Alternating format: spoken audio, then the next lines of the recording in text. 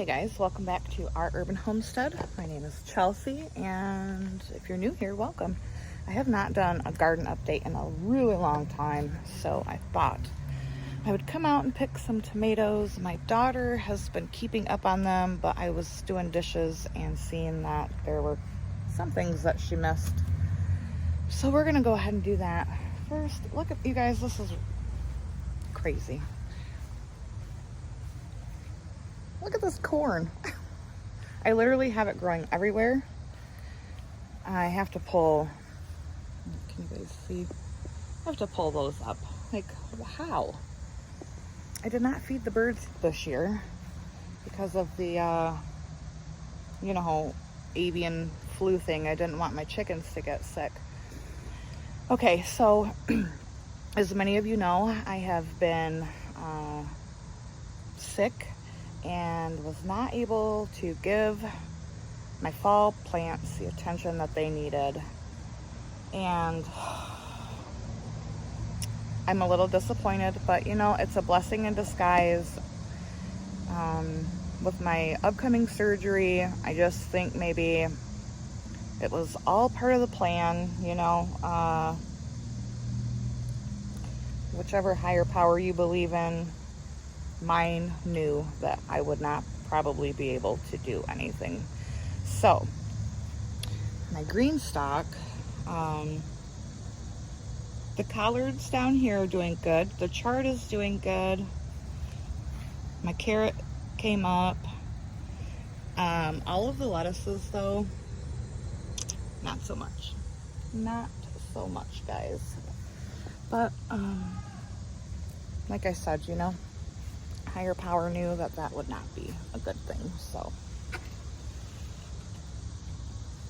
all right. My bean, oh, just got hit in the face. My bean trellises are still flowering and producing. So, do you remember I talked about leaving your seeds on the vine if you wanted to seed save from them? This is how dry you want them. You want to leave them until they're like this. And I'll throw this in and I'll show you when I get inside how to collect the seeds from that. So still looking green and lush, but I'm not harvesting. I did come out and get some of the pods off of them the other day. All right. I think I should have probably brought a knife or something with me because I see some eggplants that need to come off.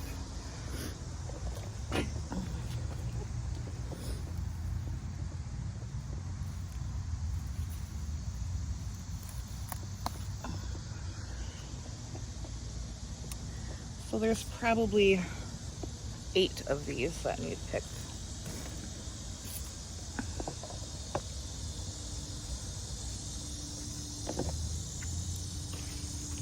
Another perfect example of a dried seed pod. I'll open this one right now so you guys can see. And then there's the bean. This is the painted lady variety.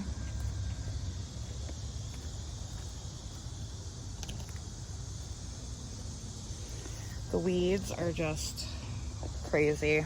I have not been very good about coming out and picking them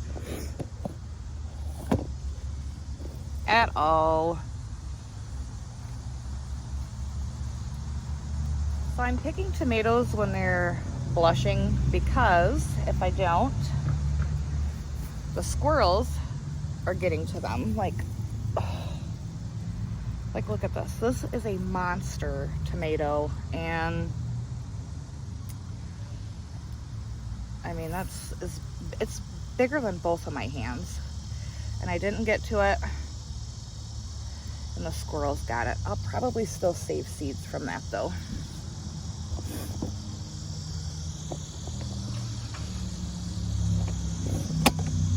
Right. I've got a bushel of tomatoes that are ready to get turned into sauce.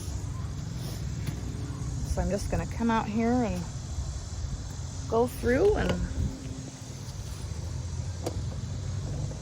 see if I got any nice red ones that can go in with the sauce. Yeah, she missed quite a few. That's okay. She's been a really big help, and I greatly appreciate that. Especially with all the stuff I have to preserve lately. It's been keeping me busy.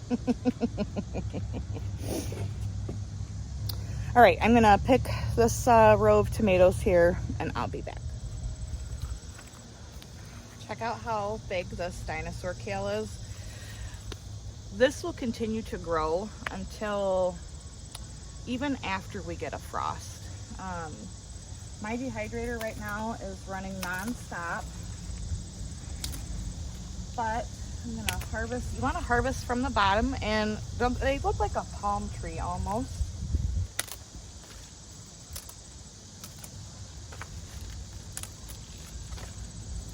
My dehydrator is running non-stop right now, but some of these need harvested, and I will dehydrate them and either turn them into powder or just keep them into their chunks and add them to, they're really good in potato soup in the fall and winter.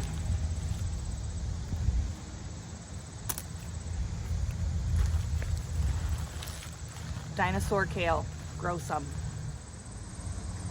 Look at this beautiful sunflower. I think this is the Ruby Eclipse sunflower. I honestly didn't think it was going to even grow, but you know, nature has a way and seeds want to grow. But isn't that stunning? And look at that little bee living its best life. This part of the garden is wild and lovely. Look how humongous those marigolds are. That is just one marigold seed. It's got a, I don't know. Do you guys know, is there a bush variety of marigolds? Because this is the second year that these seeds have produced massive marigolds. Squirrels have been eating my sunflowers, all the tops off of that.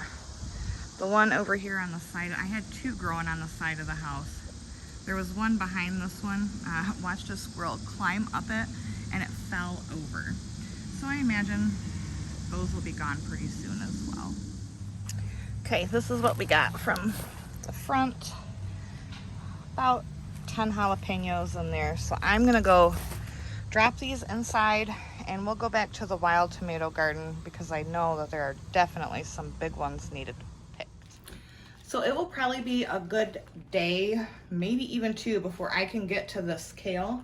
So here is a tip if you're not able to get to kale right away. I just have a glass of water and I'm just gonna stick the kale in the water and I'll leave this sitting out.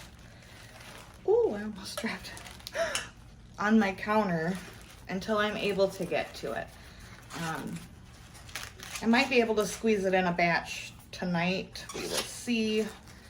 I've got a lot of stuff in the dehydrator right now and I have, oh, I couldn't even tell you how many rounds I've got to go. So just put it in a glass with some water and it will keep perfectly fine for, if you're gonna do it any more than 2 days, I would definitely be changing the water, but it will stay just like this, perfectly fine. Oh, there's so much work back here to do. Oh, I don't even want to come back here anymore. So we dug up the rest of the potatoes and we got another 30 pounds. So that made 90 pounds total for the year, which is very exciting. This was my first year growing potatoes here. So very proud of myself for that. All right, we're gonna head down to the wild tomato jungle. Told you guys, it is a definite jungle. So I'll flip the camera around, show you how big some of these are, and then I will get to picking them. I want to show you the orange accordion. Oh, bugs. That's because they're up on the ground, or not up off the ground. Can you see? I'm actually gonna pick this one since it's turning. I don't want it to. Aren't those amazing? Those are so awesome. Like, look at that. They're so massive. I can't wait to see how much they weigh. I mean, they are just freaking huge.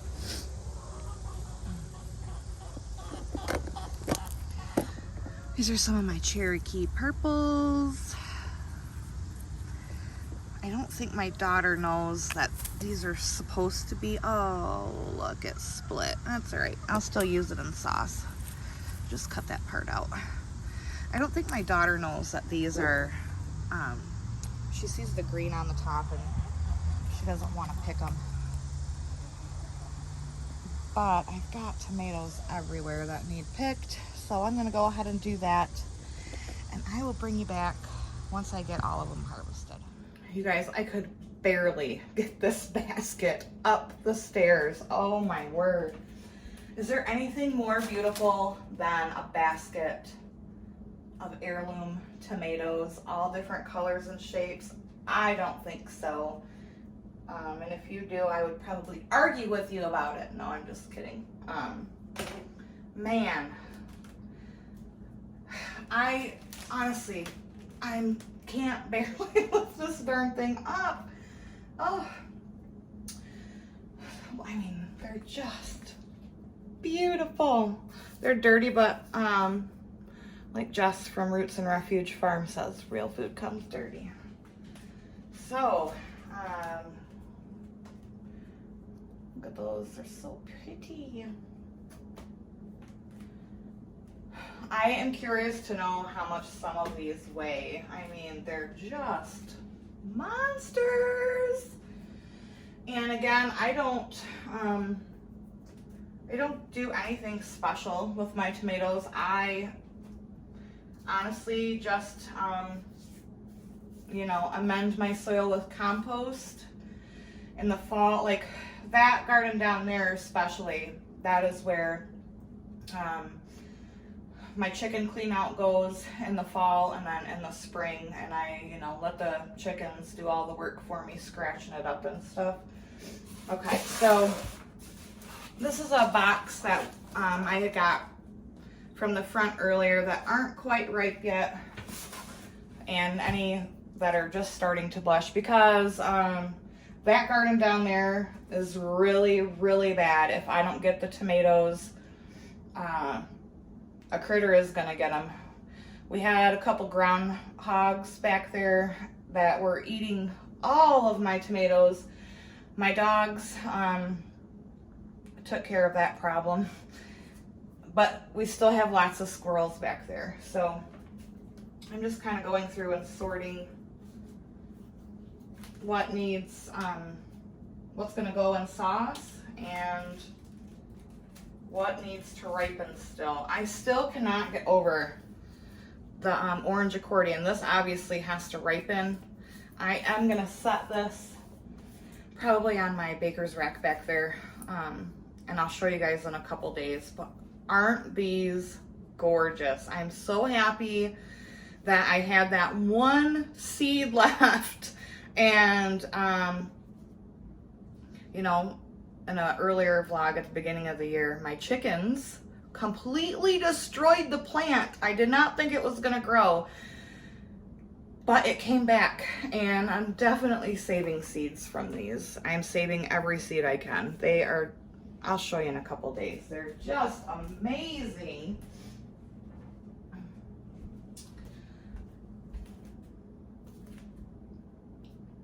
I mean, come on. You can't get no better than tomatoes the size of... Oh, it's so amazing. I know, I get so giddy over tomatoes. I can't help it.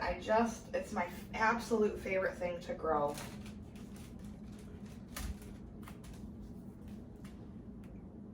This is a vintage wine variety.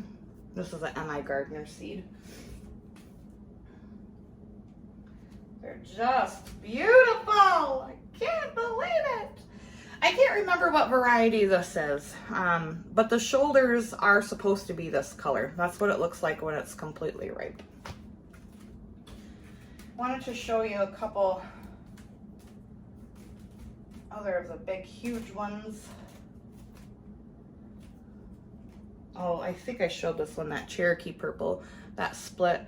I'm making sauce tonight, so I just want to bite into it.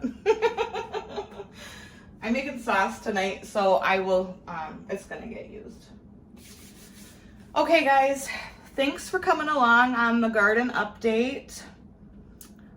It's that wonderful time of the year. It's like Christmas in August.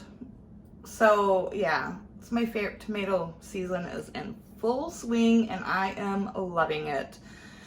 I really think I really needed that tomato harvest myself, you know, to do it myself. My daughter's been doing it for a week and oh, it just brings me so much joy. I am so happy right now.